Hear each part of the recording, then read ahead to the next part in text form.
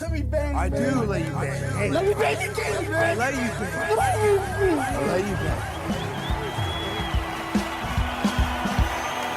Greetings, marriage and virgins. Go for Jesus. No forget Jesus, people. Hey, I'm not surprised, motherfuckers. Ladies and gentlemen, it is time once again for your favorite mixed martial arts podcast. Recording out of Los Angeles, California, it's MMA Roasted with Adam Hunter. Who the fuck is that guy? Who the fuck is that? Hey, welcome to the brand new MMA Roasted Podcast. It's me, Adam Hunter. I'm here with Bill Dawes in Vegas. Are you in Vegas? No.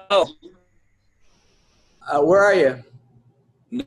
I'm in Orange County. You're in Orange County? Okay, you're in a hotel room. I'm in Huntington Beach. Okay. I'm in a hotel. You're in a hotel? You live in LA, so why are you in a hotel in Huntington Beach? Because I think I'm going to San Diego tonight. The man of mystery continues. The only guy who gets a hotel a half hour from where he lives. I don't know what's going on, but Bill Dawes is here. Also, you're probably an hour and a half. An hour and a half. Who gets a hotel an hour and a half away? Like, that's insane. and the Wi-Fi. I know. I'm lazy. And the Wi-Fi is pretty bad too. I'm renting my place in LA to someone right now. Oh shit! Really? Yeah. It's getting a little better. I'll tell what. Should I? All right. Let me try to. I don't know. I'll try to move somewhere where it'll be better. All right. Hopefully this will get better. We're off to a great start, people. A great start. Yay! Yes, I'm here with Bill Dawes. We got Mayhem Miller allegedly coming on. We have the bare knuckle boxing champion of the world, Johnny Bedford, who had a huge fight last week, who looked great in his fight. I mean, he looked great. As well as a guy, Saidyokub. You see his fight? No, I missed it. Fuck. It was a fight where he held on. Well, he didn't hold on. Herb Dean was like a late stoppage. He had the guy in a crazy guillotine that went on for like a minute too late. The guy was like out. Like it was I thought he was gonna kill the guy. It was one of those things where everyone in the world was like, "Stop this fucking fight! This dude is like dead." So he was unconscious and Herb Dean didn't see it? Yeah, he was right there. That's weird because he's usually pretty good.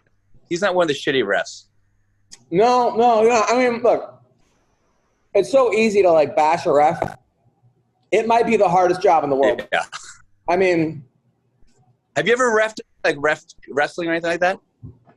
Yeah, I umpired my little brother's games, and I totally cheated for him. I wasn't even really the umpire. I just showed up to watch, and the umpire didn't show up. So I'm like, I'll ump. And it was like just so blatant. Like I think I was like 11 or 12, and he was like 6 or 7. You know, maybe I was a little older than that, but I was like the worst ump. It was like that movie Naked Gun. When he's trying to extend the game, he throws the balls up in the air, and he's like, "Is this an official bat?" Knocks the guy out. By the way, Leslie Nielsen, rest in peace. Those are some of the funny. That movie and Hot Shots were two of my favorite movies growing up. Oh yeah, that was great. You know, it's so funny. Airplane too. Obviously, the OG. Yeah. Still holds up. It's still like you watch it today. It's still fucking funny. And they don't make movies like that anymore. Like, when was the last time you saw a comedy like that made you laugh like that? I mean, that it was just so silly but funny, but also cool. It's like, I mean, Adam Sandler's made some pretty good movies on Netflix, but they don't hold up to like Airplane or Major League or Hot Shots or any of those. I mean, those movies were fucking hilarious. I mean, even the Coming to America redo, it's like, oh, come on. I'm serious. I try to watch it in 10 minutes, and I'm like how many poop and diarrhea fart jokes can they do within 10 minutes? I can't. By the way, shout out to my dad because he's on a new docu-series right now on Reels, the Reels Network, on Alice Cooper. I don't know if you know this, Bill, but my dad managed Alice Cooper back in him and his partner Shep Gordon, they discovered the band, and he was like trying to pick up this girl back in the day. There was a cute girl, and she was like, "Oh, my brother's in a band," and he's like, "Oh, I'm a manager," but he really wasn't a manager. Next thing you know, he's like managing Alice Cooper, and they went from like virtually walking free concerts to, you know, playing Three River Stadium in like course of 5, 6, 7 years. But Wow. So my dad left the That's band. your dad's first client. Yeah, pretty much. I mean, he was also like Led Zeppelin's like American manager for a second, and he managed a group called Machine. I think he won Anne Murray like a card game or something. He's got all these crazy stories about Alice Cooper, and you know, some of them are hilarious. Like they had their snake. They would carry around this huge snake with them, giant, because it would be part of their act. And one time they were in the hotel in Hollywood, and they were leaving, and they would keep the snake in the bathtub. And they were like, shit, where's our snake? And the snake was gone. And they didn't want to tell people, hey, by the way, there's a huge fucking python, or boa, whatever it was, this huge snake crawling around. So they just left. Like, we got to catch a flight. And then, like, 2 months later, they're watching the news on the Associated Press, and a country singer named Charlie Pride was taking a dump, and the snake came up in that same hotel. No way.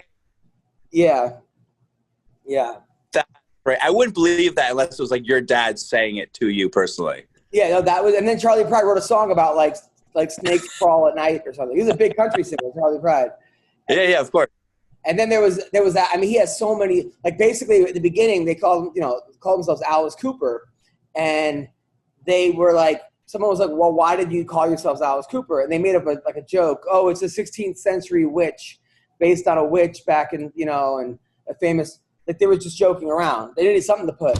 And then the first concert they had was at like, I don't know, the Whiskey or the Viper Room. And like 100 witches show up. So look at the crowd. It's all fucking witches, which like it was just the weirdest fucking crowd they've ever had. People just. What did he get? What was Alice Cooper famous for? It wasn't biting the head off a bat. He did something crazy on stage. Was it like he had caught himself? He had a guillotine where he would hang himself every show, and he had a guillotine. He would take chickens and throw them into the crowd. My dad actually bought the chicken. That was another story. Oh, he would bite chicken. He would bite chicken heads off and shit. Yeah, that's what it was. But like the first time, my dad was driving to. They were playing like a farm, some kind of festival on a farm, and there were chickens on stage, and they just started throwing them in the crowd, and because they thought chickens could fly, and they didn't realize chickens can't fly, so the crowd just tore apart the chicken. And they were on Frank Zappa's label, and Frank Zappa called my dad and said, "Hey, what's going on? I got PETA animal rights people hitting me up all day." And my dad's like, "Sorry, that won't happen again." He goes, "Are you kidding? This is the only press you guys have gotten. You guys better keep this shit up." But anyway, that's what got him famous. So the song, they have some great songs like "School's Out" and "$1 Billion Babies" and "No One Remembers Just a Nice Guy." They had some great. But the thing is that my dad left the band in like 74, 75, and Shep, his partner, who was my dad's roommate in college, went on he stayed managing them. And Shep made a movie called Supermensch that Mike Myers produced about how he made this huge mensch of Hollywood and this great guy and, manages Alice Cooper on his life. And they left my dad out of the fucking whole thing. Like, they put all this stuff that happened with Alice Cooper that my dad was there that was co-responsible for. And not only that, but, they had a behind the music special of Alice Cooper. My dad wasn't in that. He just was written out of history. Do you have a fall this guy? They kind of had a falling out. My dad sold his, his rights, and I think they both might have dated my mom back in the day, or something happened. It was the 70s, baby. But that crushed my dad because, and then he made another movie with Salvador Dali, because Dali was a big fan of Alice Cooper and about their relationship. And so it was nice to when Reels reached out to my dad to actually have him, tell him apart, because it's that's just crazy that people can just write you out of the fucking history and no one's going to be what are you going to do? Yeah, exactly. Go on Twitter and be like, I was in this too. Right. I mean, it's fucking nuts. I was really kind of happy for my dad because that really he was super depressed about it. I mean, really depressed. Oh, wow. Yeah. Because it was all these things that my dad was there, set up the meeting, did all these things. He created the cult of personality of this whole fucking crew. Yeah. My dad and Shep together, and then all of a sudden it's just Shep, and then Shep says, well, Mike Myers produced it. He wanted to, just do me. I'm like, but you can't just exclude people that were there. Yeah. And fuck, it was crazy. Crazy. That's crazy. Hollywood, man. Hollywood. Yeah, that's cool. I want to talk that for sure. I don't know much about your dad other than the fact that he would kind of flirt with my ex-girlfriend at that apartment building, 79. Your dad still got game. Dude, he's got ridiculous game. There was he got into it with like, I don't know, one of the weatherwoman on like KTLA, this like hot weather, or the news anchor on KTLA. Basically, like she's like an animal rights person. My dad was watching my dog, my old dog, who was like notorious for biting people, and like he was used as bait for pit bull fighting. He had like a missing ear, scars everywhere. He had a fucking fucked up life. So when I got him, he liked me, but nobody else. And my dad, he likes my dad too, but my dad was walking him, and this woman was walking her dogs, and all of a sudden it became like a dog. They started fighting, yelling at each other, dogs barking, and the woman was like yelling at my dad, like, and he's like, hey, calm down, sweetie, or something. And which, that's just my dad's, in LA, call someone sweetie, yeah. It's a fucking, and she's like, that's sexual harassment, or like she just started saying, like, yelling at my dad, like, blah, blah, blah, you just harassed me. And my dad says, he said, don't flatter yourself, but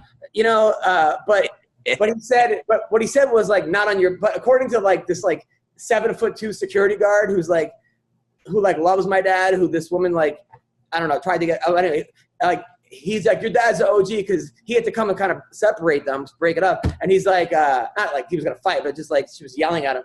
Yeah, and my dad's like, according to him, my dad said, not on your best day. and that was the funniest thing he's ever heard. My dad told this like, KTLA, like attractive, like not on your best day, She's never done her life. No, that's like, that's always the funniest. Like, I don't know about you. Sometimes you ever like, back when I was single, I would hit on a girl or something, and she would like give me no fucking nothing. And then I would go on stage, and she didn't know I was the comic. And then you get off stage, and she's like, well, why didn't you tell me? And like, no, fuck you. Like, Oh, so you would hit on a girl before the show? Yeah. And like, hey, how's it going? And they would give me like and they would see me on stage, and then like all of a sudden they're like, and then you get off stage and they're like, hey, what are you doing? And you're like, oh, but you didn't like me when I was, I was a comic, or I wasn't center of attention. I couldn't make you laugh. Exactly. Like, come on. There were those old viral videos of that guy who would ask girls for directions and ask them out. And they're like, no, I have a boyfriend. And you go, oh, sorry. And he'd go and get into his Ferrari. And then the girls would go like, hey, I'm sorry, I was so rude to you. I think John Mayer did that one time. John Mayer like dressed up as a mascot at his own concert, and like people were just telling him to go fuck off. But whoever was like nice to him, he would like move to the front of the concert. Like, dude, John Mayer one night, I was in Hollywood at Mel's Diner. It was New Year's Eve. It must have been like 3 a.m. It was me, Bang Glebe, a couple other people. We were like kind of stoned or something. And John Mayer's by himself eating food, right? So he like comes to our table. Like, we're like, hey, how's it going? John Mayer. He's like, and then we told him we were comics. The guy could not have been nicer, but he stayed and told us bad jokes for 3 hours. It was it's just like, hey, did you hear the one about that? Because I hear he's not a bad comic. No, it was before he tried doing comedy. Like, he obviously always at one point tried doing comedy, but or wanted to become a comic. Yeah. But it was like he was so nice and humble, and just like a cool guy, but like funny. You're like him and like Macaulay Culkin one time. I went to Macaulay Culkin's house. It was me and Devin Sawa. We're going to do a podcast on his label or something. He had like a podcast label. And I go to Macaulay Culkin's house, and he's wearing like... Was he home alone? He was home alone. No, his wife was there. And he had like bunny ears. He was wearing like it was like 3 PM, and he's wearing like a bunny pajamas. But he was so nice. Then he kept telling us like anal sex jokes, which was like strange. Then he gave me like a duck to give my kid, a satanic little bunny, like duck that I gave her, like a rubber duck. He had like a bag. He goes, oh, you have a daughter? Comes over with a bag of rubber duckies. And he didn't have like, it was like probably his like 5th house, something. It was like a 3-bedroom in like North Hollywood, like apartment. Like he was just renting. I don't know. He comes over, he gives me like a bunny, right? So now she has a bunny right over there that's like from Macaulay Culkin, and she has no idea who that is.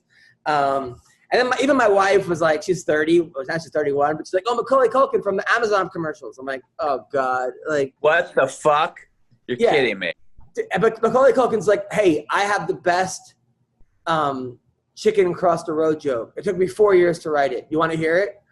And then I was like, sure, I'm not gonna say no. And he goes, why the chicken cross the road? I go, why? He goes, to get to your house.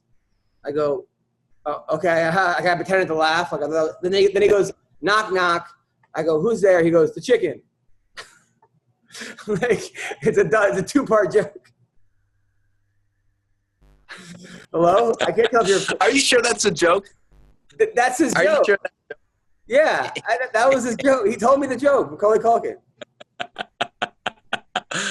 I feel like because there's a joke about like a snail, like you throw the snail, and then whatever, fucking who knows? But I mean, it's a 2-part joke. The chicken comes to your house. Like you think the joke's over. I thought it was a pretty good joke because I didn't see it coming. I mean, as dumb as I was like, oh shit. And then at the end, I wanted to get a picture of him, but I didn't want to go to his house and ask him for a picture. You know, I just I'm like, but then so I don't have a picture with him. But what is Macaulay Culkin doing now? I mean, he has a podcast. He has like a website that he was doing that was like a response to Goop. It was like making fun of Goop. Like he made his own website but it was like really kind of like highbrow funny, but it was so like out there that like it was fucking strange. I understand making sketches, making fun of it, but your whole website is dedicated to making fun of Goop? Yeah. That's pretty fucking, man. That's what we have all the world, like, what the fuck? I mean, I don't know. I'll tell you what, he had like, he's a big wrestling fan. Like, he's a diehard, like, professional wrestling fan. So he had these 2 little wrestling figures of, it was like Tito Santana and it was like Strike Force. That was the name of the wrestling team. And I go, is that Strike Force? And he couldn't believe I knew it. And then we immediately like became best friends because like he was, yeah. I don't know if he has all the money in the world though, because I think his parents took a lot of his money. But I think he has a big apartment in New York too. But I imagine like every Christmas he probably makes a cool $1 million just from Home Alone airings. Don't you think? It's like Katie Cazorla her husband makes $1 million from All I Want for Christmas Is You every goddamn Christmas, every December. Yeah, but it's gotta be something like that. But I don't know what I don't know if his parents. They have it goes to them. Yeah. So I don't know. Yeah, that's the only issue there, is whether or not his parents took the money or not. Yeah. Time. No. So all right, fuck. Everyone's canceling? I don't know. I mean, Mayhem is such a fucking wild card. What's the latest on Mayhem? What's the last you heard from him? He said, I'm coming on, bro. What's going on? I talked to him last night. And he sounded really good last night. That's as far as I can tell you. I think with him, it's like when Mayhem is on and sober, there is nobody better. There's very people that are better than him. More charismatic, likable, funny, experienced, hilarious with it. Smart. It's just like, I think that like, as far as like fight, I think that like getting punched in the head is probably not good for your brain cells over a long-term period of time.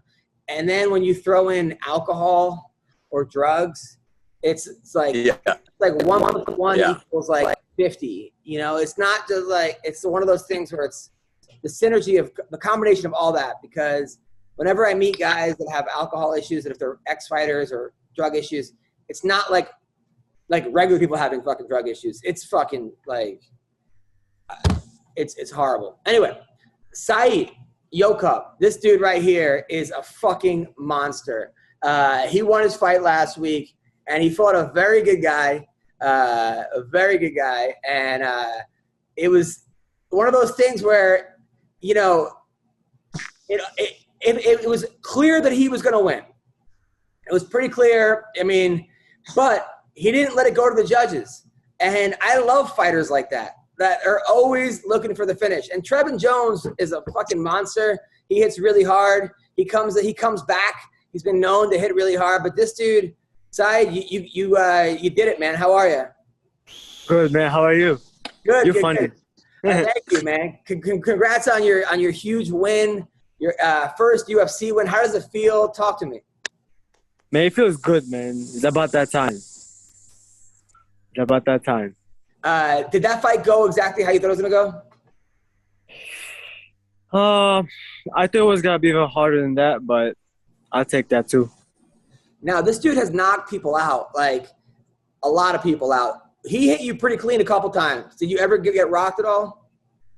Oh, I don't know if he hit me. I don't think he did. Did he? I mean, did he hit you? It doesn't I don't know. I didn't. I mean, my face is pretty nice. I didn't get hit. I think maybe he did. Not sure. Now you had him out. Did you know he was out? Were you telling Herb Dean stop the fight? Like break? No, I didn't know he was out. I was gonna go until he tapped. Okay, because a lot of people were. You had him in a guillotine. You had him guillotine, front guillotine. Yeah. A lot of people were mad at Herb Dean afterwards. Yeah, they were. The Twitter is so funny. They're saying some fucked up shit about him. It's funny. But I mean, how long was he out before Herb stopped it? Oh, I didn't even know he was out because I looked. Are there memes? I walked away, and then by the time I looked at him, he was up already. I didn't even pay attention because I was so tired, man. I was just fucking dead. Yeah. I didn't even pay attention to him. Now you took the fight on what? 1 week notice? 2 week notice? 4, including the flight. Flight from where? Uzbekistan. Uzbekistan. Is that where you grew up? Yeah, that's where I was born and raised. What's it like growing up in Uzbekistan? It's cool, you know. It's funny. It's rough, hard. A lot of street fights. It's whatever. It's normal, you know. Well, no, I mean, what do you do for fun over there? Ride horses. Take care of the farm. You know, I have sheep out there. Taking care of the cows. You know, just farm life. I mean, I'm a city boy. I'm a city boy out there, but you know, we had to survive by, you know, the farm. You know, that's how we made money out there. Who's famous? Like, is there any famous people from Uzbekistan? Who's the national hero there? Famous, like, I mean, famous people out there, famous only for Uzbekistan. You know, we have Mahmoud Muradov. He's in the UFC. He's pretty famous. We have this soccer player that plays for Roma.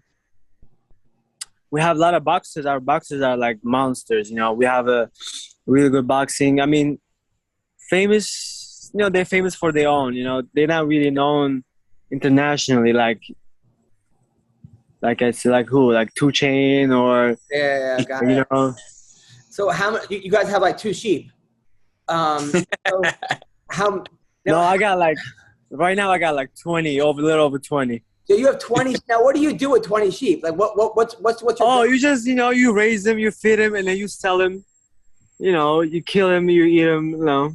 Oh man, but you actually eat your own sheep? I mean, it's a meat, bro. You know, it's cheaper when it's on your own. But aren't they like? Don't you get like attached to them and like they can become your friends? Then you got to eat them. No, they dumb. You know, you don't want to get attached to them. All right, and then how many cows do you have? Right now I don't have any because my dad sold it all. I had like, when I was young, I had like 3. So you have 3 cows. I had it. I don't have it anymore. You have 20 sheep. I got a lot of goats. I got like 20 goats. Wow. You're like a real manly man. Like I wouldn't know what to do with any. I have like a dog and a bunny. I got dog. I got horse. I have camel. Are you there now? Where are you now? I'm in Chicago right now. Oh, you have a camel at home? Camel. I got camel. What do you do with the camel? Oh, it's just there, you know, just walking around. We just like to look at him. That's the coolest thing I ever heard in my life. As far as when did you start wrestling and boxing and jiu-jitsu? I started wrestling 2010, like freshman year in college. I mean, high school, when I came to America. Because that was like only like good sport that I could do for free. You know, it was in high school, so I just joined it, and I fell in love with it. It was fun. So your parents moved from Uzbekistan when you were in high school to Chicago? No. We came to America as a family. Yeah. Okay. Oh, your family came when you were in high school. Yeah, I was 13, almost 14. Now, was it a big culture shock? Because I know, like, I don't know how the girls are in Uzbekistan, but it seems like it's a.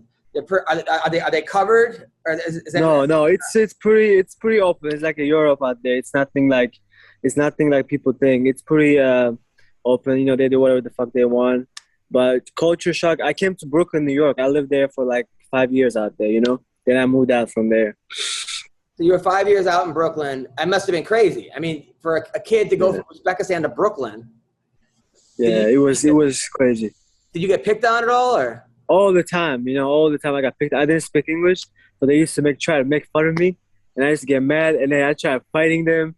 I got in trouble. They tried to kick me out from school. Wow. Okay, so you went to Brooklyn. What high school did you go to in Brooklyn? Utrecht High School. Utrecht. I used to work at Poly Prep. I was a wrestling coach. Oh, I used to always wrestle against those people, Poly Prep. They actually wanted me. They actually wanted me wrestle for Poly Prep, but they told me that I have to retake my junior year, you know. Oh, okay. But because I had bad grades, I was like, fuck no, I'm not trying to redo this. I'm trying to get out of high school.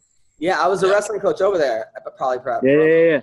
So there's a Russian guy out there now. Yeah. He actually wanted me. I forgot his name. Coach Costa. Yeah, that was my. Yeah. He wanted me. That guy's amazing. Yeah. Yeah, he's from like around there, where like you are. Yeah. Mike Novogratz, all his kids. I don't know if you know Mike Novogratz. Yeah. He sponsors Beat the Streets. His kids, they all used to go there. So you wrestle for Beat the Streets, right? Yeah. Yeah, because I was trying to find I'm trying to sign stuff on you, and you must have been some wrestler in high school. I mean, were you a New York State champ? What is Beat the Streets? Tell me what that is for the. Beat the Streets is like a program. You know, they help the city kids like in wrestling. You know, they like sponsor. It's like a program. You know, after school program for kids where they have maybe could get in trouble and get in fights in real life. And, and then they have these huge wrestling events with like these major stars. And like stars like in like the wrestling world, like Jordan Burroughs. Yeah. I wrestled in Times Square the first time they did it. I was one of the first wrestlers that wrestled outside. So you must have been great. I was alright for city wrestling. I was alright. I was the runner-up for New York State. You took second. I never won. New York. Yeah. That's huge. What do you mean? That's really. Yeah, I went there 3 times. My sophomore year, I went 0-2. My junior year, I took 6th place, and then my senior year, I took 2nd. You're kind of a prodigy. To start as a freshman and to take 2nd to the state as a senior is insane. I had good throws, you know. No, fuck you. What are you all humble, man? That's amazing, bro. You know how they are over there, man. They're humble over there. They just, you know. He was like, I took my camel to the state tournament. I got off. I fucking shook hands with the sheep. Now, did you wrestle in college or? Yes, I did. I did wrestle 1 year in college, junior college. You know. Junior college. I didn't have enough. I didn't have good grades to go to like D1 or D2. Got it. I did only 1 year and I dropped out. I didn't like it. 1 year in college, and then you've been living in Chicago since. No, after that I went to Minnesota. I did. I was learning business, like flipping houses and shit. But I didn't like that either. And then I was like, man, I gotta fight. And I started fighting after that. Got it. And now you're 9-2. Yeah. And you finally made it to the UFC. You knocked out Askar Askarov, who's a good fighter, in 18 seconds. That guy's like the guy. 36 seconds. I mean, they were making. That guy was the favorite. Oh yeah, he's he's local Illinois here. He's a fraud, you know. He's bullshit fighter. So who do you want to fight next? Oh, someone really, big name, like someone like tougher, maybe this guy, Brian Boom Gallagher. I like to fight him. It'd be a good fight with him. What about do you have a rivalry with the Dagestan guys? No, I don't have anything against them. It is what it is. We fought one time with him. No rivalry, nothing. You fought Khabib's brother, right? You fought Khabib's brother? Yeah, I fought him when I was only like 1 year into my MMA career. I mean, it was he just like took you down and like laid on you. Something like that, a little bit of that. He didn't want to really engage. I mean, you can watch the fight. I mean, it was I didn't have enough experience. He beat me clean. I just didn't have enough experience. Dude, I honestly, like, after watching your fight last week, I was like, who the fuck is this guy? I was like, damn, you look like a world beater. I mean, how old are you? 25. Dude, you're gonna be huge, man. You just gotta stay away from the God pussy. willing. A lot of women in Chicago trying to hook you up with you, or what? Yeah, man, they're on my DMs, but I'm good though. I'm good though. I love your Twitter. You said those ring girls inspire you to fight. Well, no, because Khabib said that the ring girls are pointless. Khabib said there's no point in having ring girls, and he pissed off everybody in the MMA community. I mean, what he basically said was the ring girl is the most unimportant part of fighting, and that's kind of true. That is true. I mean, you can't have a fight without the ref. You can't have a fight without a fighter. You can have a fight without the ring girl. So, like he's saying, like, as far as importance, but don't get rid of fucking ring girls. I mean, come on, dude. What you know? People want to look at them. You know, they like to whisper and shit. Exactly. Well, listen, Said, where can people follow you? Twitter, Saidyokub MMA. And then my Instagram is Saidyokub135. Dude, you're killing the game. Just stay away from the girls. That's going to kill you. I'm telling you, man. Yes, sir. I already know. All right. Stay away from the girls. Now, are you getting mostly Middle Eastern girls, Persian girls, Iranian girls? What type of women are going into your DMs? I haven't checked it. I haven't opened it. I don't know. He's a good man. Look at him. So send them to me. All right. Take care. Yeah, I got you. Take care. Bye. All right. Nice guy. Yeah. I mean, would you ever know that guy is a fucking trained killer? Not at all, man. What's his weight class? 135. And, I mean, he is a monster. But we have the champ with us. We have a champion. A fucking dude right here is the toughest guy in the history of the world. I mean, he's one of those dudes that, like, if you were, like, putting together an army of people that you need, this is the guy. This guy was a monster in the UFC. He never should have got cuffed in the UFC. And now he went into bare knuckle boxing without really having any boxing experience before. And now he's the champ. He is number one in the world in bare knuckle boxing. Johnny Bedford, how are you, man? I am well, sir. Great to see you, man. I appreciate being here, dude. I'm a big fan. So yeah, dude. And obviously talking to me like that, introducing me like that, that's quite an honor. So thank you, sir. No, dude, I got the bare knuckle boxing app. It's like $5 a month. It's probably the greatest app ever. I can't believe, I don't know how they're making any money on this app, but fuck it. Your fight was awesome, but I was worried about you because the first round you dropped the guy, and then did you like get a little bit like, I got this? Did you get a little too confident? Maybe a little bit. I actually did kind of what I think I needed to do, if I'm being honest. I didn't want to get overly excited. Yeah. I felt like obviously fighting him before, sometimes, you know, not even with him as an opponent, in my past, I almost start forcing things sometimes, and I didn't want to do that. So dropping him early was nice, you know, but I wanted to stay. I didn't want to go out there and, you know, lose the game plan and start trying to force things and forcing this knockout that may not be there, you know, blow my water, whatever else, and shit goes bad. So now I thought it was gonna be over in one round though. I was like, dude, this dude is not. I mean, he was wobbly. I give the guy a lot of credit. Tough guy. But he was obviously just overmatched. Like I think if you fight that guy 10 times, you're gonna beat him 9 out of 10, if not 10 out of 10 times. I just think that you have that guy. And your fight with that win, I had you winning that fight too. Like that was close. That was a close one. But that was a great fight.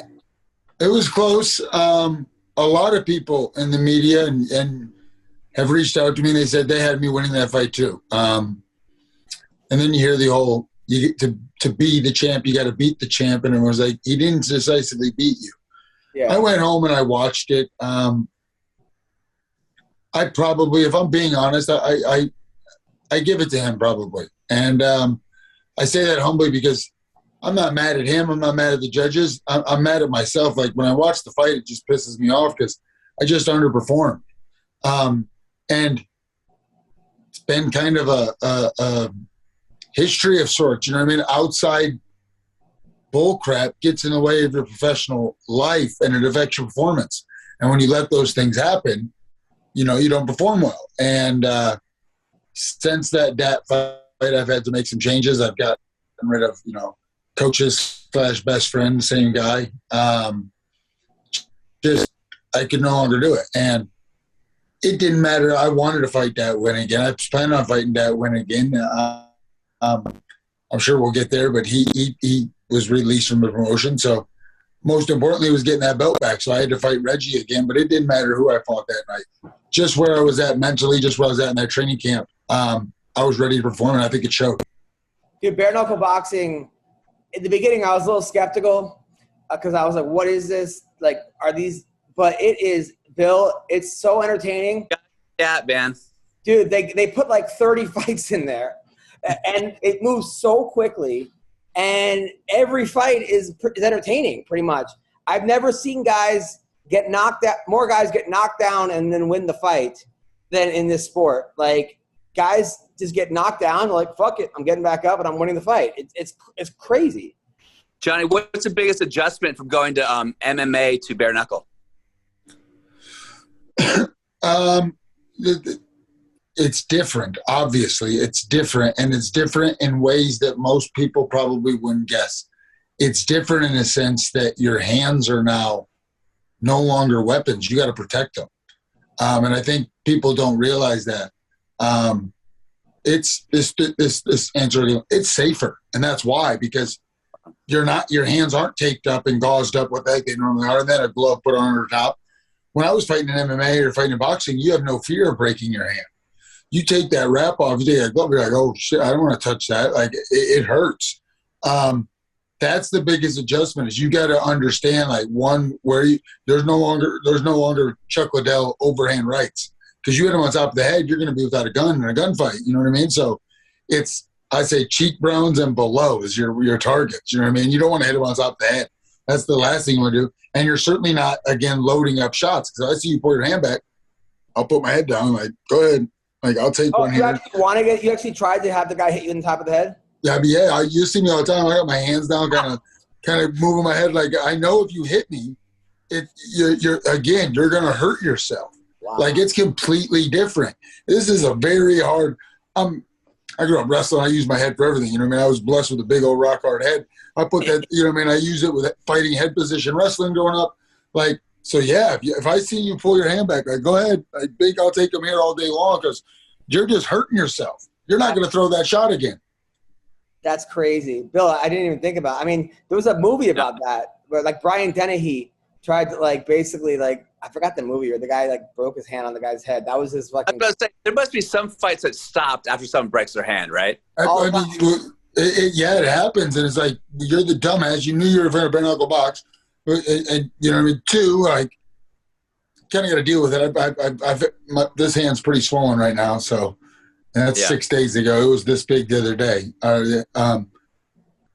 Yeah, it happens. And like, I don't want to keep, talking about the same stuff, but, like, people don't realize this. Like, gloves were never invented for your head. They were invented for my hands, because fights kept ending anticlimactically because this guy broke his hand and couldn't continue, or this guy won a fight and couldn't fight again. Like, so we got to protect your hands. So what do? We turn them into weapons. And now, you know what I mean? Like, what I coach very often too. So, like, when I wrap hands, that should be almost illegal. These guys are in a cast. Like, and then I put a 4-ounce glove on these kids and I say, go kill that dude. And he has zero fear of hurting his hand. He'll go punch a brick wall right now. You know what I mean? Like, literally, he'll go punch a brick wall. You take that stuff off, it's like, I'm not gonna punch that brick wall. Are you stupid? Like, no way.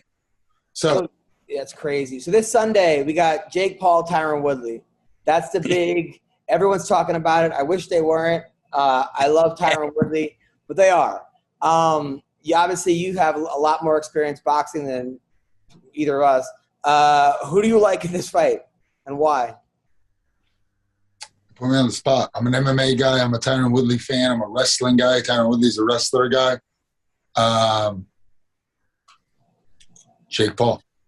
I think Jake Paul is going to win because I think Jake Paul's smart. I think Jake Paul's really been in real boxing gyms for the last 5 years, and no one realizes that. I think the kid's taking the sport serious. I think he sparred with really good guys. I think it's a completely different sport than MMA. I think Tyron Woodley's definitely his hardest fight to date. We shall see, but I don't think Tyron Woodley's got a fifth of the pure boxing sparring rounds in that Jake Paul does at this point. And Tyron Woodley's been a world champion, right? But like pure boxing's different. When you can't take someone down and your level changes don't matter that much, and all these little subtleties are different. Jake Paul, and he's with real boxers. I mean, he that's all he's done. He hasn't played MMA. He hasn't been any interested in MMA. He's been in real boxing gyms with real boxers. I'm scared. I shouldn't say scared. I know, me too. I know. I want Tyron. I'm like, if there's a God, like, I mean, just come on, please, just give us this, God. I mean, this Tyron. The thing about Ben Askren took the fight not seriously at all. I mean, he literally he picked K9 Bunbridge as this guy who was a boxer known for having no technique. I mean, the guy he picked, and he was doing a half-hour workout a day without sparring. And he didn't spar. He didn't it's crazy. Went to wild card for 1 week, and that fight still was stopped too early. Maybe. I mean, I think eventually he would have got taken out. Maybe like Agreed. Later. And then Nate Robinson is a guy with who's never fought before. So, are we giving Jake Paul too much credit though? Because I mean, he does have a 30-pound weight advantage though.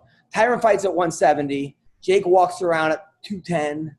So, but Tyron cuts from 190 probably to 170. But he's like 5'8", 5'9". He's a pretty short guy. I don't know, man. I just fuck. No, I don't like it. I think I said it all along, and I don't like it. I think Jake Paul. You put me on the spot, and if I had to be honest, and if Jake Paul wins, Jake Paul by decision. But how many rounds is it? I think it's 8 rounds. It's $50. $50 on pay-per-view Showtime. This 8-rounder. Yeah. Jake Paul decision. That's my pick. Fuck. Now, if they were doing bare knuckle boxing, who would win? Tyron Woodley, because wrestling matters in bare knuckle boxing. You can clinch, and head position matters, and you can make it more of a dogfight. Right. Tyron Woodley. Now, what did you think of Blueface? Because Blueface joined the rapper Blueface, Bill, if you don't know. He has that song Thadiana is a big song. Yeah. He went into bare knuckle boxing, but fought with boxing gloves on. I didn't really understand. Yeah, but didn't. So I don't know what they were doing there. It was a business decision, obviously. David Feldman and bare knuckle wanted all those Thadiana fans to pay $4.99 a month for that app. And so they put a bunch of guys on there, and I thought it was going to be bare knuckle, and then it was not bare knuckle. It was amateur boxing is what it was. Right. But if anyone was good on the whole card, it was probably Blueface. They were not great fights. The only one that looked like he took it semi-serious and could throw good punches was Blueface. But yes, but who was the guy that came into the ring afterwards and tried to fight him? Oh hell. I'm 38, bro, and I have no idea. I didn't know like 7 of the 8, and I didn't know Blueface at first. And someone said exactly that. You know that song, Bust Down Tatiana? I was like, yes, that's it. I was like, oh, I know that song. Well, it does seem like bare knuckle is kind of like how the UFC was in the early years, where like people are just running into the ring. Like there's fights. Like Tyron Woodley almost fought Hector Lombard over their side chick at the event. Because they both had the same side chick.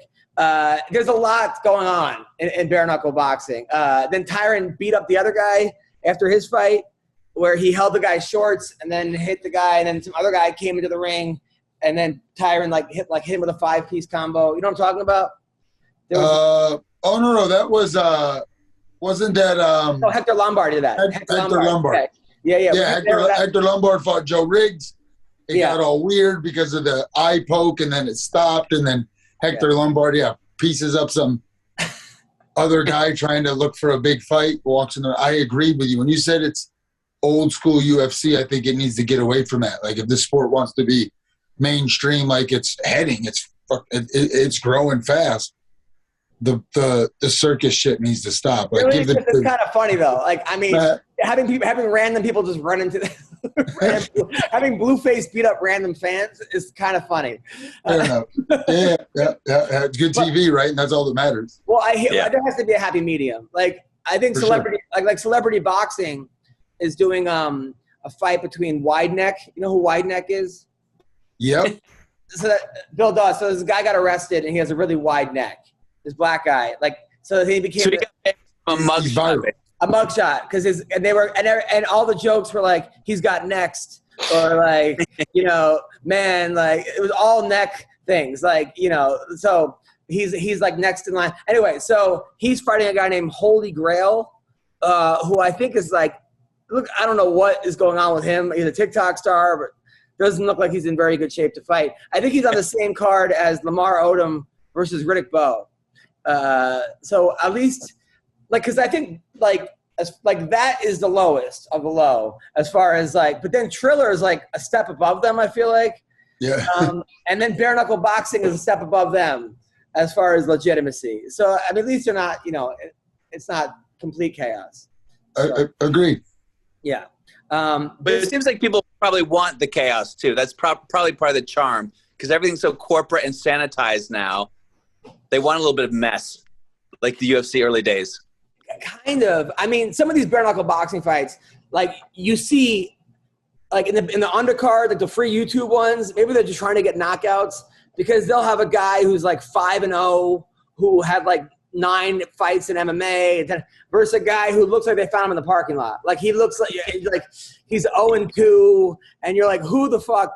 Who said it's still so new, right? They're building a roster, and then everyone's hot. It's hot right now. So everybody, dude, my Facebook Messenger is like, how do I get into bare knuckle? I'll be the best. It's crazy. And then these guys go out there and they get hit once, and it's like, this isn't for you. Yeah. Exactly. It's like you just wasted you embarrassed yourself. You've wasted everyone's fucking time. They used you to sell a couple tickets because you live 30 minutes from here. You know what I mean? They gave you a shot, and you had no ambition of putting them. As soon as you got touched, you didn't like it. It's like, I would see my own blood, and it's over. There was a fight one time with Ray Mercer. Ray Mercer was a guy who he was I think he was Olympic gold medalist, but later on in his career, he was just taking money fights.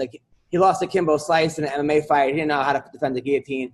And then there was a fight where he offered the guy $50,000 to go down during the fight. It picked him up. It picked up his audio of hey, I'll give you $100,000. And then he was charged for trying to throw a fight. But his thing was I was just trying to win. Which anyway, I mean, so he had a fight, I think in Pride or in Japan, and he fought Remy Bojanski in kickboxing, and he got kicked once. And just said, fuck this. He didn't go down. He just said, I'm out. Yeah. He was there for a paycheck, and he got kicked one time. He said, I don't like that. Yeah. I'm done. It does seem like bare knuckle boxing is sort of you see guys get hit and they're like, oh shit. Yeah. Because, I mean, how do you spar for bare knuckle boxing? You don't. You spar. I spar with 16-ounce gloves on our headgears with pro boxers. You don't. You tell them they're allowed to grab your head a little more, but they're not used to it. That's the hard part, right? Is how do you prepare for it? You clinch a little bit more with your coaches. I'm lucky that the grappling side of it is my background. Growing up wrestling, you're going to let me grab your head and punch you? Oh, shit, you're going to be in trouble. You were a 4-time state champ, right? I was not, actually. Not even close, actually, but I was good. I was pretty good. My senior year, I fell short. I was 51-1 my senior year. So, wow. Thanks for bringing it up. You made me cry now. 51-1 is pretty good. I did not win a state championship, though. But I went on to wrestle at Cleveland State. Me and former heavyweight champ Stipe Miocic were teammates, Gerald Harris. So we had a good little team there for a couple of years. And then somehow the three of us all out of that squad found MMA and did pretty good. Obviously, Miocic was a UFC champ. Gerald Harris, Sports Center, slamming people and shit. So me and Gerald have done many comedy shows together, by the way. Dude, he's a really funny comedian. And I mean, Bill, legitimately hilarious comedian. And he's also the mayor of Tulsa. The president of the student council. And he was the president of his all-black fraternity, president of the student council, captain of the wrestling team, doing stand-up comedy. The dude's amazing. Was selected for Real World Paris. He's one of those guys where he has kids and then he coaches kids, and some of the kids were homeless. Like, there was a homeless kid on his team or something. So he like took in their family. So Wow. he's you never know it. Like you just ask him, how many kids stay in your house? Like 9. Well, because blah, blah, blah. And you're like, what the, like, just a really good dude. Really underrated person. Like Gerald Harris is like one of those guys that like people don't talk about, but they should, because there's like a real like role model. For sure. Now, but I see guys sometimes in bare knuckle boxing, they're just like punching ice to like make their hands like. Is that something that you would recommend? Like they're just they're hitting ice buckets. I protect my hands until it's fight night. I've had some hand injuries though. My right hand's pretty gnarly. Like, so there's no way to make your hands tougher. I don't. Fuck no. I protect them up until the moment I need to use them, because I'm going to fight for 10 minutes and adrenaline's going to take over, and I broke my hand before. I'll be okay. We're going to get through this shit. Did you ever fight felony? I did. I did. Okay, so I'll tell you, there's a guy named Crazy Horse. You ever hear of Crazy Horse, Bill? Of course. Yes. Of course. Legend. Crazy Horse, you know, he got into bare knuckle boxing, and he would like this dude is the most entertaining human being on the planet. Like, as far as like, if anyone needed a reality show, it should be this dude, because you don't know what's going to happen with Crazy. I mean, he changed it to felony, but go on, John. Changes into felony. That are weigh-ins. So I fought him 2 fights ago because I won the belt through a tournament, and I'm like, who am I going to fight next? There's no number one contender. So I went up a weight class. So now the promotion's trying to find someone that makes sense for me to fight. Insert felony Charles Bennett, right? We need an opponent. We're going to go up a weight class. So that's who I fight. Long story short, we're in Biloxi for the fight. He misses weight. Everyone's looking for him. Like, what's going on? They find him live on YouTube in his car smoking blunts with a hoodie on. Like, literally at the weigh-ins. Like, he's just smoking blunts, talking to all these Russian people on YouTube Live. Like, and that's how he makes all his money. They give him donations, and he just literally is on YouTube 4 to 6 hours a day, just mostly smoking weed and listening to rap music. And but it was crazy. It's crazy. It's crazy. Now, there are times that he's weighed in naked. Did he weigh in like butt naked for your fight? All the time, yeah. Women are like, I didn't want to fucking, some of them are, they didn't want to see it. Maybe some had no clue. Yeah, every time he just wants to like show his dick to everyone. Yeah, and he dude, look at his hashtags. It's like little dick black man and stuff. Like, it's crazy. It's crazy. Dude, he's obsessed with Angela Hill. Like, every single thing on Twitter is him trying to fuck Angela Hill. Angela Hill's married, like, has no interest in felony, but it's all like, I'm going to get you pregnant. Like, I mean, it's just like him trying to fuck Angela Hill, and then also commenting to like black prostitutes. Be like, yo, how much? Like, he's asking women, and I want to retweet this, but I'm like, this is, I can't even. No one. Yeah. I don't even know where to even start with it. You know. So what happened? You knocked him out 1 round. Second round, he used the whole my hander. I hit him with a shot, and he fell down. And he didn't get back up. Was this for bare knuckle MMA? Nope, this was BKFC. BKFC. This was BKFC, yeah, because then he went on and he fought the first Gamebred. Gamebred is doing bare knuckle MMA now, and we need a name to be our main event, right? So insert felony Charles Bennett. And he fought Jason Knight. Yeah, and was actually boxing Jason Knight up. Jason Knight had to turn it into a grappling match, and then rear naked choked him. And dude, I met somebody from Reno, and who's a fighter. He's like 1-0, who went down there to audition for bare knuckle MMA. They flew him down there, and he's showing me a video. He's fighting in like a backyard. There's like 20 dudes around him on grass, and they're having a fight. And he gets knocked down, and he puts down a triangle and wins. And I think he got signed to Masvidal's promotion that way. But I'm like, we have went full circle. Like this, we're back to like Kimbo Slice shit, right? This is back to it was crazy. I think the guy wore jeans that was fighting him. My God. It was crazy. I'm like, what's the weight class? It was open weight. There was no weight class. There was no weigh-ins.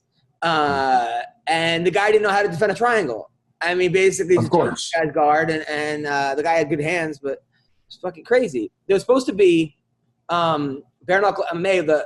it was supposed to be, what's his name? Alex, Mike Perry's friend who got kicked out of the PFL. You know what I'm talking about. Alex Nicholson was supposed to fight Bigfoot Silva. He goes by the Spartan Nicholson. Yeah. So he said Alex Nicholson was supposed to fight Bigfoot Silva and bare knuckle MMA. But Bigfoot Silva, he said, according to Alex Nicholson, ran back into the forest, he said. And now he's fighting Jeremy May or Jack May. You know, that guy, he's been around forever. So Yeah, Mayhem Miller, is Yeah. joining us. He's an hour late for the podcast, Jason. Mayhem Miller. Wait, Johnny, I have a question real quick. Would you be interested in bare knuckle MMA, or is that something that you just want to focus on the boxing? I'm happy in BKFC. And the real truth is I'm too damn old to do 5-minute rounds. I don't want to go back to MMA. I don't want to have to grapple anymore. I've done a lot of that my whole life. BKFC has got a great rule set for me right now where I'm at in life. I've got guys in my gym that I think would do great in bare knuckle MMA. My business partner is one of them. He's fought for Bellator. He really wants a shot. So, but he's 28. He's hungry. He wants to grapple. So no, to answer your question, I'm really happy. BKFC takes care of me too, if I'm being really honest. So I'm very happy. I'm a good employee. I'm a thankful employee. And yeah. So Paige Van Zandt is 0-2 in bare knuckle, but I mean, if you could, she's showing promise. I mean, her fights are close. She's tough, not afraid to get hit. Do you think she's got a future in this? Like, what are your thoughts on Paige Van Zandt? Oh, wow. Do I think she has a future? Do I think she'll ever be a champion? No. But I think it's good for everyone, if I'm being honest. She's getting paid really well. If the numbers that they're saying are true, she's getting paid really well. But I also hear that for $4.99 a month, you're saying it's underpriced. There's like 250,000 subscribers that pay that every month. I'm not dumb. You know what I mean? I know how to do math. That's $1 million plus a month. Yeah. You know what I mean? So again, what's good for the goose is good for the gander. You know, if the company's making money and I know that, and it's pretty open knowledge, well, guess what? I get to renegotiate a contract too as a champion. So it's good for me. What's next for Paige? They got to find her a fight she can win.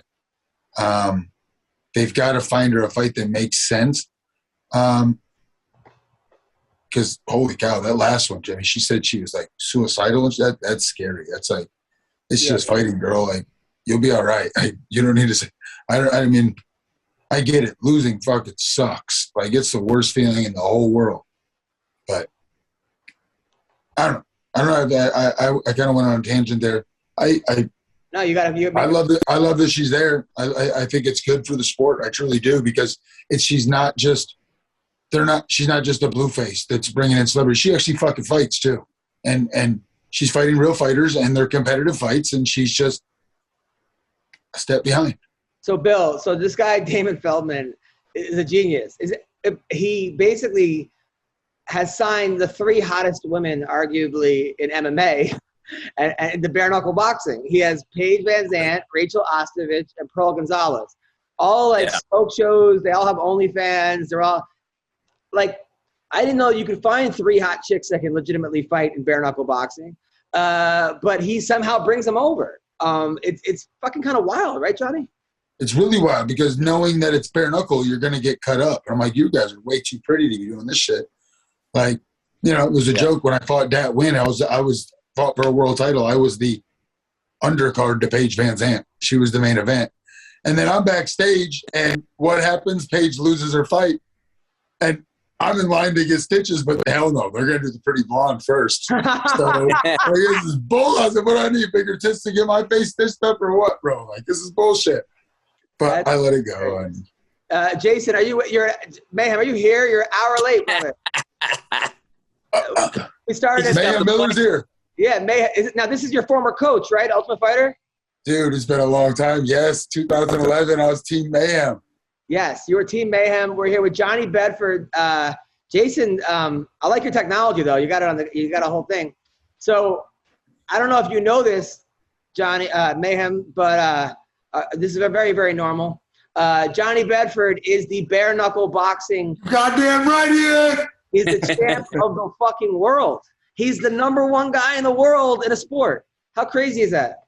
Fucking makes sense. Why does that make sense, Jason? Because the motherfucker is the sheriff of Nottingham or wherever the hell he lives.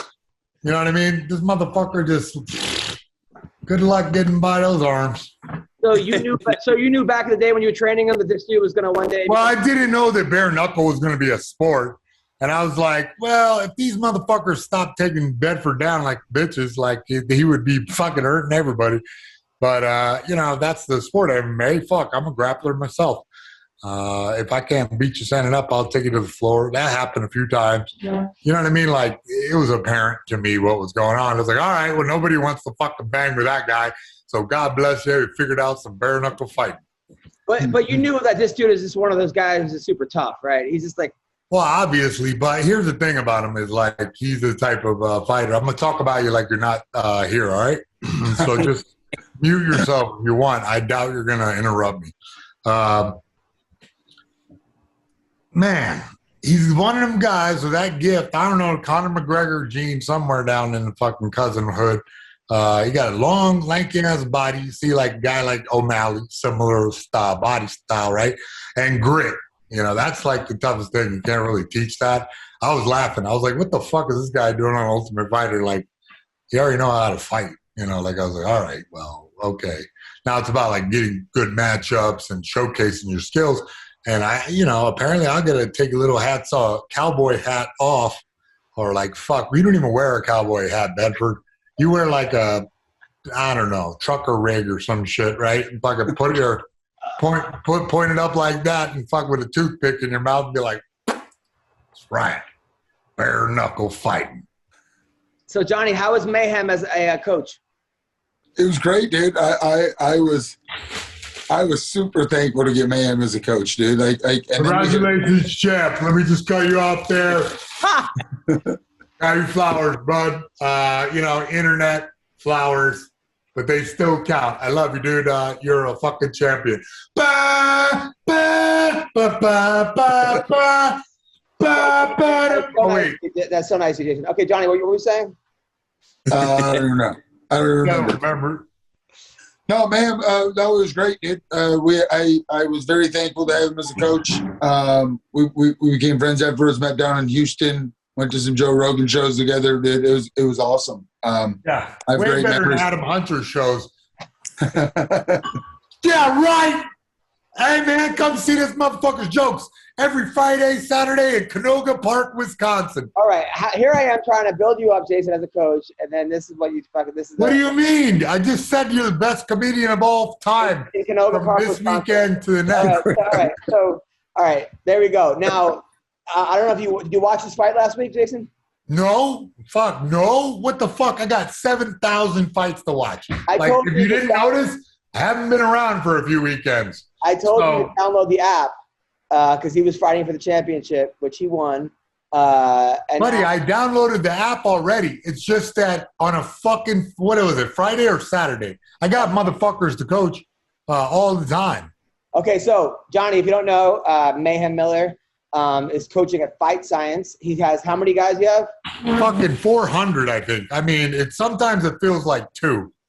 Now, what happened? Now, I heard you scared some of the people away. They were at a regular kickboxing class, and you started screaming at everybody? No, that's not what happened at all. You're mischaracterizing it. What happened? No, it was just that, like, some potential pros were in with the normies. And I, like, went to pro practice, like, mode for a minute, and then I realized that I was like making Karens shriek. So did they run out of the gym? No, the front desk guy, oh my God, big jiu-jitsu man. Oh my, not front desk, I shouldn't say that. You're a partner in the gym, big ass lineman. I don't know what the hell this guy is eating, horse meat, something. This guy is an amazing coach too, Julian. He's he's been with jiu-jitsu for a long time, so he knows all his and he knows everything. He's a legitimate MMA coach. Well, I didn't realize that they changed the time. Used to be at 8 o'clock. So I thought we were doing 8 o'clock striking, warming up with ground and pound. So I was pretty hype. I was like, hell yeah. So I just jumped in, started yelling at the dudes that are taking it serious, right? I was like barking, but then I look up. So you want to do an average? And okay, there's a giant black guy that looks like my old probation officer staring at me with his hands on his hips. Okay, and I'm talking my probation officer with all the gear on, tactical shit, got some fucking braces in so I can't knock his teeth out, shooting glasses, fucking machine gun on one hip basically, and then on the other hip like crazy ass taser that would just zap you to a fucking kebab. And all right, that's what this guy looked like standing there in his fucking karate gi. No, he didn't have a karate gi on. I made that part up. But he was standing there with the army of parents behind him, and I realized, there's some 13, 15-year-olds here. Whoops. Hey, what time where's fucking striking? I'm here to teach street boxing. What the fuck? So you went into the wrong class. Guys didn't say any of that. Right. I'm drinking an energy drink right now, and I'm not going to say which one. Now, did they say, Jason, this is the wrong class, you can't scream it? No. There's a moment of tension where I was kind of fucking with them, like, what's up? You want to warm up? You know what I mean? Let's have a go. But, like, I didn't say that either. I just, like, implied it, right? And then we fucking laughed about it, But, yes, the parents, if they see, like, the high, like, energy that it takes to, like, churn these motherfuckers to butter, like, the cream rises to the top. I'd be nervous, too, if I took my 12-year-old kid. No, the kid was like 13. And there's two girls in there who are standing right next to me like, yeah, fuck them up. Now, I heard that, like, sometimes you go into class and tell everyone they're not hitting each other as hard as they can. And yes, absolutely. So Bedford, you had a long and storied career thus far, Bedford. But you still get in there and, like, go hard sparring, like, once a month at least. How much do you do it? I mean, I was just getting ready for fights. We were doing it 2 or 3 days a week. There you go. It's important if you want to fight. Yeah. These guys that think that they can just touch spar all the time and then fight, they have no idea. Yeah. So now, but were you telling the 13-year-olds to hit each other? No. Okay, and let me clarify. The 13-year-olds were girls, like twin sisters from different misters. I don't know. They're like, they look related, but they look like genetically opposite. Like she got all these ones and she got, and they're fucking mean. Like 13-year-old girls are the meanest girls. I was a little worried because Mid-City, it's not South Central, but, there's so you went in there. a little rough. And these girls were walking home. I told them, you're walking home. They're like, yeah, it's 4 blocks. They're 13, Right, and I'm like, dude, I've seen some gangsters go down over there. And so I was like, all right, I'm going to walk you home. They're like, all right, cool, Mayhem. And then they just ran. They're like, that's how gangster they are. All right, so you went in there. You tried. So now they were encouraging you. Like, you were like, everyone started fighting. The 13-year-olds were like, fuck yeah. The parents were like, what did I set my kid up for? Nah. I don't know who the snitch was, but it was somebody like in the corporate kind of dynamic nerd people sort of, hey, don't do that. You can't yell. You can't say the F word. Like this kind of somebody, I don't know who it was. Like, I don't blame them either. That type of energy is reserved for the day class, for the guys. Ran a fight club, but you ran a fight club in jail. Do you think maybe that kind of carried over to the regular gym? I'm just saying, like, my job as a MMAist is both ambassador to the sport, which, granted, I've been to some ambassador parties before, but also, to make sure that my guys, like, who I'm committed to helping coach, get the most out of every practice. Like, that's how I look at it. Well, yeah. And sometimes you have to yell at people because the dude is panicking. He's, like, taking big-ass panic breaths. And everyone's telling me to stop yelling. But I'm like, listen, you're not even fucking listening to me. I have to yell because he get through the meathead of his meat. And also, the panic of his adrenaline. You know, calm the fuck down, get back to work, you know. Can we film these training sessions? Because I feel we're filming this Zoom, I hope. I mean, feel like I hope I'm not just throwing this good advice away on Bill Dawes, who I can't even see because some meathead at the gym stepped on my fucking laptop. But I feel like where the world is missing out on these amazing training sessions. Jason, Johnny, any questions? Any questions for no? I mean, I'm good. I had a great time. I did not expect to see Mayhem Miller today. So hell yeah, motherfucker! I expected to see you though. It's awesome. Hey, and look, bro, you're the first to debut on the fucking Mayhem Vision.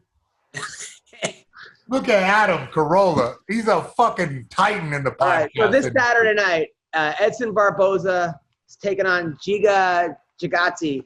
Giga! This is going down. You know the guy? You know how to make me come. Edson Barboza obviously is a legend, has amazing, but Giga is a fucking monster on the way up. I would say this is a crossroads fight in a lot of ways. I think Giga's going to take it. Bedford? I am also going Giga. I think it's kind of a turn of the tides kind of fight. Bedford, why? I'm a fan. I think Chikadze is the real deal. Damn it! I'm picking Chikadze. But Barboza you don't think Barboza could fucking get away with one of them fancy ones?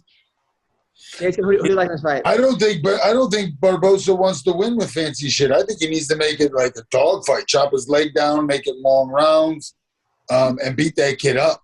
That's what I think. That's how Barboza wins.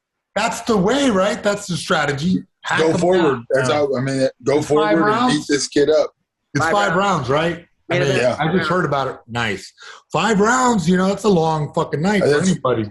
I think it's better for Barboza being a 5-rounder. Like I said, the way to win is going forward and beat that kid up and make him uncomfortable, bully him a little bit. Yeah, I like that idea. That's like totally what it should be. But can Barboza hold up? Like, will he be able to, you know, cardio through that? Has he like had reoccurring injuries that stop him from, you know, doing his cardio the way it has been in the past? Like, he fucking looks awesome, that guy that can just explode still at minute 49 if he has to, you know? I think he's very, very talented, but you're right. Giga's like on some kind of crazy one, right? Like everybody's talking about him, right? Adam, Yep. It's weird not to, you know, the screen is broken. So I have to like, I'll throw it to you, Adam. Over to you, Adam. Kevin Lee is fighting D-Rod, Daniel Rodriguez, also on Saturday night. I don't know this one. Who do you like, Bedford? Rodriguez. D-Rod, yeah. I mean, he's definitely – Kevin Lee's so streaky. Bill Dawes, who would you like in this fight? I'm not going to disagree with Johnny Bedford. Are you kidding me? Yeah, I'm going to argue with Johnny Bedford. Who the hell is Kevin Lee training with? I think he's back with Dewey Cooper. Dewey? Yeah. The thing about that is like underutilizing his wrestling, you know? Like, yeah, I love Dewey Cooper, but you know, what the hell? He needs a training room with a bunch of meatheads that also can wrestle instead of only kickboxers. I don't know. Maybe Kevin Lee now has like, because you spar enough, you play enough, maybe he can figure out how not to get fucking taken down during one of those melees, you know what I mean? And then get gassed out. Like, that's the only problem that he encounters, really, in his fights is, like, he fucks up and slips pretty much. Like, he does, like, punching, kicking, oh, fuck, I'm on the ground, and then in a wrestling position, and then gets all swole up, you know, like, it's just tiring to do those, like, scrambling exchanges and that kind of shit. And then usually a jiu-jitsu guy has leverage on him, you know? And, I mean, how's Rod's jiu-jitsu? I don't know all of his fights. I see him as knocking everybody out. Yeah, he's gonna be a bigger guy too. That's why I pick him. I think he's the bigger guy. I don't think Kevin Lee, like you said, is not at the right place to utilize his wrestling where he has the advantage. I think he's gonna get tired because Danny Rodriguez is a big kid and he hits freaking hard. He hits hard. Sam Alvey, who we've talked is on a 5-fight losing streak, maybe 6-fight. Great guy, awkward guy to fight. Has power, has like 7 kids, adopted 2 kids. I think they're all staying with the wife in like North Carolina or something. He's fighting Wellington Turman, who looks like a monster. I'm starting a GoFundMe for this guy to get a vasectomy. I mean, I don't know. You know. Adopting kids, so I mean, it doesn't matter. Oh, never mind. Continue, sir. You can't help him. I'm just saying, like, producing more is like, Jesus, that's a lot of fucking work. Also, Dustin Jacoby, who great kickboxer, was in Glory, is fighting Darren the Dentist Stewart. Bedford, who likes that one?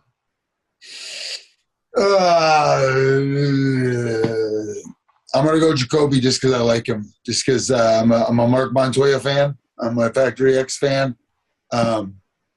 Stewart is he's a good striker from England. It'll be a good fight. I'm going with Myers. Jacoby is pretty awesome, but Myers is like the better attorney, hands down. I mean, Jacoby and Myers, the worst. Also, JJ Aldrich taking on Vanessa. Are you eating your hat, by the way? No, I'm just modifying. Oh, okay. JJ Aldrich is fighting Vanessa Demopoulos, who was a stripper for 13 years. She quit stripping about a year ago to become a full-time fighter. Bedford, you spent a lot of time at like strip clubs, right? No. Sure. Allegedly. But she's fighting JJ Aldrich. Who would like at this fight, Bedford? I wish I had a better opinion. I'll go with the Aldrich just because I know she is more. I didn't know the stripper girl. Listen here, man. Don't be discounting strippers, all right? They're fucking wise. If she did it for 13 years, she probably had a Ferrari or something. You know what I mean? I mean, at least rented one for Is this her Vegas. UFC debut? Yeah, her UFC debut. And she took it like notice too, right? So yeah, you gotta go with JJ Aldrich. I think that should be her thing. Like she comes in with dollar bills, makes it rain on the girl. She chokes her out. She should like fucking like whisper in her ear, like I'm really into you or something. You know, like one of those things. It's like when a stripper, you know. Well, no, she's not gay, but you know, strippers always tell you they're into. Also, Abdul Razak Al Hassan, who's on a 2-fight losing streak, who was a monster.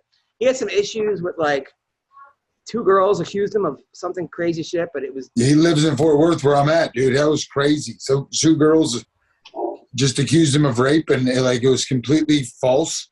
Yeah. Like ruined the dude's life, bro. Like took 18 months away from. Like it like ruined the dude's life. It was all. He ain't gonna honor kill him, is he? What is that? What's honor killing? I don't know. Buzzword I heard on the internet. All right. How many? I didn't want to ask this question. All right. So anyway, he's fighting Alessio Di Chirico. The Cheerio. Di Chirico. Alessio Di Chirico. Don't call him the Cheerio, bro. Like now you gave him the shittiest nickname made out of enriched oat flour. Coming off a victory over Joaquin Buckley, that was the guy that has, I don't know if you saw it, Jason. Crazy spin kick. Did you see this knockout? It was, hold on, let me see if I can find it. Probably the best knockout I've ever seen. Bro, don't get us kicked off YouTubes, bro. Your kids got to eat, bro. I see the pin didn't get picked up again. Like, fucking, what the hell was going? Sweep or some shit? Like, I don't even get it. All right, so look at this knockout. Hold on one sec.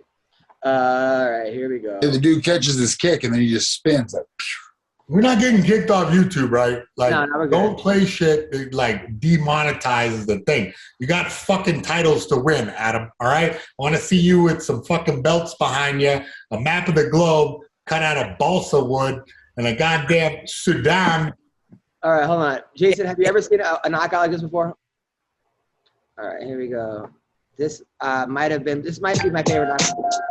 On the mat, it's going to be very, very good indeed. Of course, first of all, haircut game on point on both guys. Experience. Like they didn't go to the same barber, but they both got a good barber.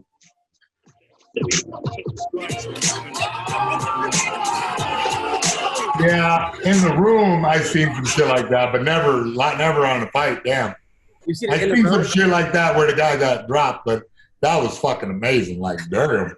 Man, shit. Like, he fucking danced on his face like Zab Judah. Oh, man. That was wild. But don't you think it could be a problem? Because now he, like, jumped the shark in his career. Like, he'll never be able to. He'll do another fucking axe kick. I bet if I could call it on a lot of guys, like, yo, do the fucking spinny thing with the fucking who's it, what's it. And he'll be like, I got this.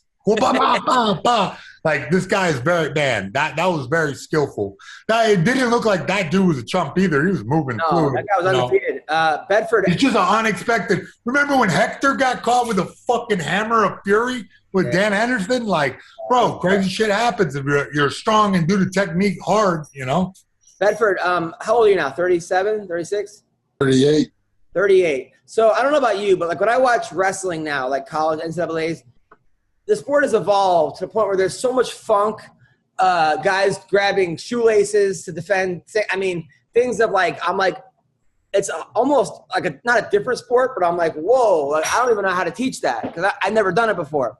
Jason, being a MMA coach, how much has the sport evolved from like since when you started?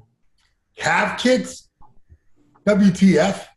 Oh, the dirty fucking front kick is like a mainstream move now? Ooh. You did that on Gracie Jiu-Jitsu, like self-defense. The guy's coming at you. Yeah, fucking ostrich stomp his knee out. That shit is like changed the game. You know, I don't know. How about the proliferation of like taekwondo-ish type fighters? Adesanya does a lot of techniques, you know, like this, like strange spinning whip kicks. The fucking internet. The fucking internet. I think, to be honest, too, in about like a couple of years, there's going to be like a capoeira renaissance thanks to Eddie Gordo. And like kids are doing some wild shit like that they saw at World Star. You know what I mean? Is it hard for you to teach this stuff because you didn't grow up? Nah, I mean, look, if I know the physics and mechanics behind like the human body and all the ways to like hurt somebody. So those two things combined, you know, I'll see new techniques and go, wow, that's cool. You know, try it out. A lot of the shit, question mark kick, not really my jam. Like it's like a new thing that everyone's kind of picked up and just constantly evolves and grows and morphs. And I mean, that's how all art is. And I've been calling it art for a long time, but everybody likes the word fighting, you know, which is cool. That's how I'm going to put on my jacket, you know. Dude, one of the best question mark kicks I've seen in a while is this dude who he gets a lot of shit. People don't like his attitude, but I think the people forget how good Luke Rockhold is. Fucking good. Not that good at keeping his fucking hands up. You know what I mean? Like this guy. Oh my fucking God, that is beautiful. Holy shit. Yeah. Has he caught guys with that? I think he has. I see that. Yeah. Has he KO'd anybody with it, or is it just a fucking good one? I see him catch people with it. Turn off your fucking Pornhub. So I mean, did you ever do that a question mark kick, Jason, Johnny? I know. I don't use that. I mean, obviously, Jason says he coaches. I coach as well, and you got to show shit. You got to know how, like you said, you got to know mechanics. You got to know how the sport's evolving. I mean, yeah. Am I going to go out there and high kick someone? Probably not. But I can coach it. I can break it down. Dude, I know how Johnny Bedford fights, bro. He ain't fucking around with no kicky stuff right now. He's fucking sitting on his fucking hot. I can show you. Fuck it. Whoa. Oh, Johnny Bedford style. You ready? Yeah. Pretend I'm like taller and fucking skinnier, right? Maybe I'm wearing a skeleton costume and I got a beard, right? He sets his fucking feet like this and he's like, let's get it on. If anyone wants to put that in their Mortal Kombat, they can. You know. Well, listen, that is our podcast today. Shit, it's already over already? We're an hour late. Yeah, listen, bud, my tech support guy was out. Oh, good, man. I had to do all this shit myself. We'll have you next week. You know, amazing setup, bro. We're Jason, like ESPN 6. The 6. Jason, by the way, Jason, keep it up, man. Fucking keep it up. Keep what up? Keep fucking up MMA Roasted? Okay. You're welcome. Coaching, keep doing positive things, man. The world needs positive mayhem. Bro, nobody needs a positive test, okay? All right, thank you. Bedford, what do you have coming up? Where can people support you? We're waiting to see. I'm looking to fight again, hopefully this year. Where? Texas, man. I don't know wherever they come. What? Who do you want to fight? Bedford? Anybody they put in front of you? Or a specific asshole. That'll work. I mean, that win would be nice, but I'll fight anybody. Yes, whoever they pay me to fight. Oh my God, spoken like a true No, warrior. okay. Finally, what do you think about how Chad Mendes is he in your weight class?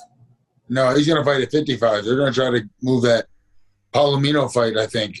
Mendes is going to win a fight or two, and then they'll try to do the Palomino just because Palomino fought the PFL versus Lance Palmer twice. So Palomino had some amazing fight against Gaethje. Those fights were amazing. Back in the WSOF, I think those fights That's were. right. Yep. Yeah, pieced up. Palomino versus Lance Palmer would be a fucking war. Oh, you're right. I was mixing the two up. It was Gaethje. It wasn't Lance Palmer. It was It was World Series, wasn't it? Yeah. You are correct. All good. I finally got one right. All right. So, Bill Dawes, what do you have coming up? I'm in LA area doing Laugh Factory shows and nothing big.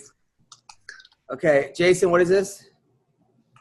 I don't know what you're doing. Somebody fucking sent me a card. I got to apologize to @DK's displays. There's an underscore in there somewhere, David. I stole these cards that you were trying to get me to sign and sell for free. That was pretty hilarious. Good trick, bud. All right, that's a great sponsor we have. All right, so also I'm going to be in Vancouver at the House of Comedy as well as Minnesota, the House of Comedy. Is your mouthpiece in? Is that what's going on? Buddy, do you want me to fucking train to win, or do you want me to just sit here and jabber jawing with you all day? Train to win. You guys are great. Thank you, Bedford. You guys are the best. Thank you. Take care.